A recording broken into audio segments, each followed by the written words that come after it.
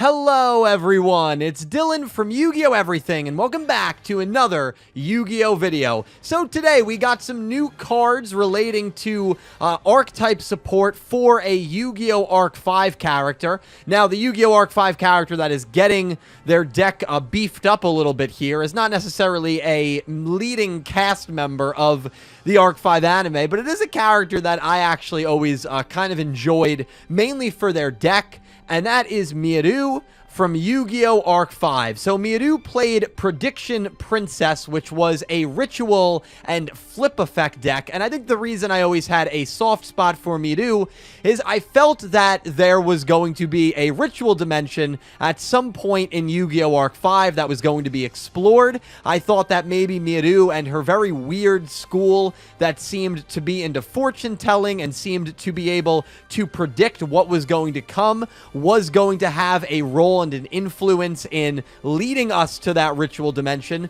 Of course, the ritual dimension is something that may not actually exist, as it was never mentioned in Yu-Gi-Oh! Arc 5. It's just one of those really popular theories surrounding the show, but she is getting some support for her archetype in the form of 3 cards that was revealed today. It's an effect monster, a new ritual boss, and a spell. So let's go over that support real quick, starting with the effect monster, which is Prediction Princess Bibliomuse, a level 9 fairy flip effect with 2500 attack and 2500 effect. If this card is tributed and sent to the grave, you can special summon it in face down defense position. So right off the bat, that is a really good effect for a ritual fodder monster in this sort of deck, because the Prediction Princesses, their ritual monsters, at least Tray and the new one, are level 9, so you can use your ritual spell, you can send this card to the grave to summon a ritual monster, and then you also get this card special summoned from the grave onto your board,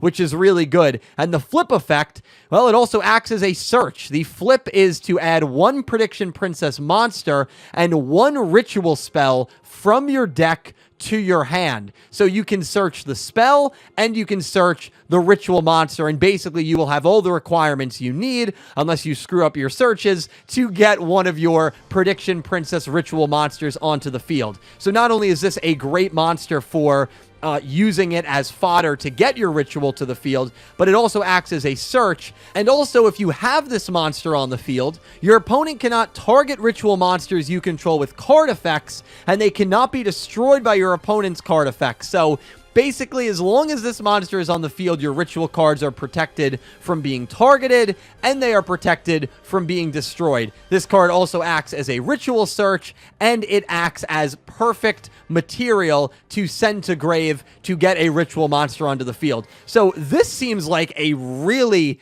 cracked card for the Prediction Princess archetype. Now, I'm not one to say this is going to make the Prediction Princess archetype good, but I feel like it probably makes it somewhat playable. I don't know how many people were really playing Prediction Princesses prior to this, but it's really cool whenever an old anime archetype does get some support, and that support seems really good. So maybe I'm misreading it, but I feel like that card is a really, really good monster to add to the Prediction Princess deck. And then finally, we have the ritual monster that is getting added. It is basically a dark version of Prediction Princess Tray, Prediction Princess Wraith. And if you look at the artwork, it does look like a more like demonic and evil Prediction Princess counter to the Tray monster that was used by Mieru in the anime. So it's got 1200 attack, 2700 defense. You can ritual summon this card with Nether Prediction Ritual, must be ritual summoned, and can then be special summoned with Prediction Princess Tray.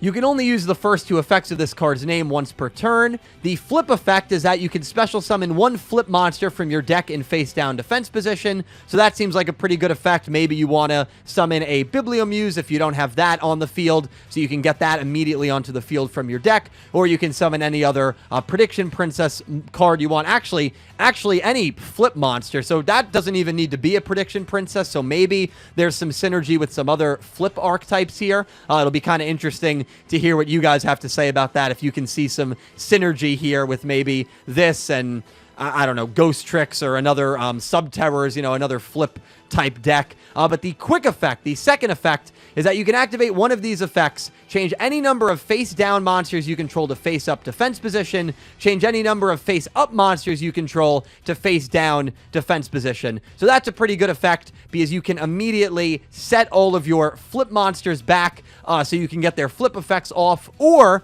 you can flip them to face-up defense position and get the effects off that way. So that seems like a pretty useful flip effect there, but I do like the first effect that you can special summon any flip monster from your deck to the field. It seems like that's going to be a pretty well-utilized feature of this particular card. And then, of course, that ritual card that we got is the third card, and that is Nether Prediction Ritual. This card can be used to ritual summon any Prediction Princess monster from your hand or graveyard in face-up attack or face-down defense position. You must also tribute monsters from your hand or field whose total levels equal or exceed the level of the ritual monster that you ritual summon. And then the second effect is that during the standby phase, if you control a Prediction Princess ritual monster, you can banish this card from your grave, special summon one non-ritual Prediction Princess monster from your deck in face-down defense position. So these last two cards give you the means to summon Prediction Princess monsters from your deck directly to the field, which is good.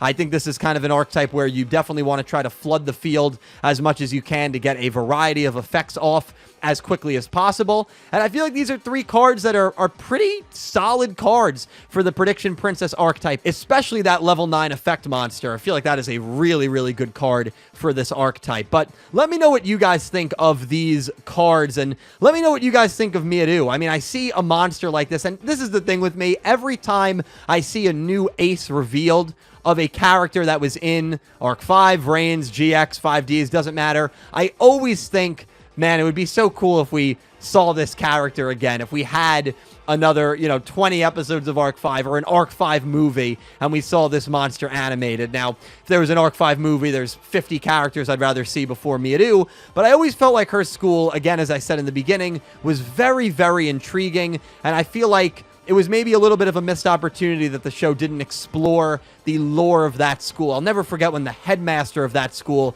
was looking at Yugioh's future in her crystal ball, and the crystal ball just shattered, and she had this terrified look on her face as Yugioh was innocently running around the grounds of the school, and I felt like that was one of the more chilling and really, really fascinating scenes of Arc 5 when it happened. And of course, that was her envisioning and being able to see the darkness that was within Yugioh, which was, of course, Zark. And I would have loved to learn more about that. Maybe she would confront a character and try to stop Yugioh or capture Yugioh or something. But unfortunately, outside of Mieru being a gag for being in love with Yugioh, we didn't really see too much from her school. But anyway, I'm getting a little off kilter here. The Prediction Princess support, I really, really enjoy. But I really want to know what you guys think. Do you guys think this makes the deck a little more playable? And do you think that Tarot Wrath effect, where it can special summon any flip monster, do you think what I'm saying has any weight there? Do you think there could be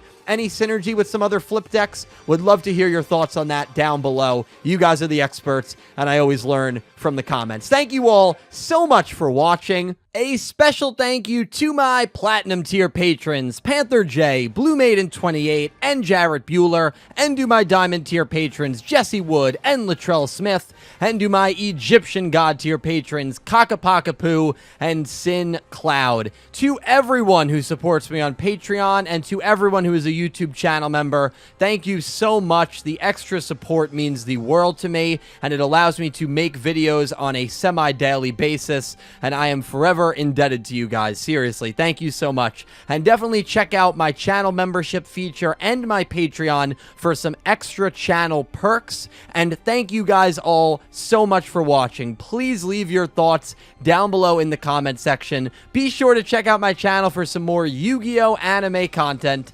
And I hope you have an amazing day. Take care, guys.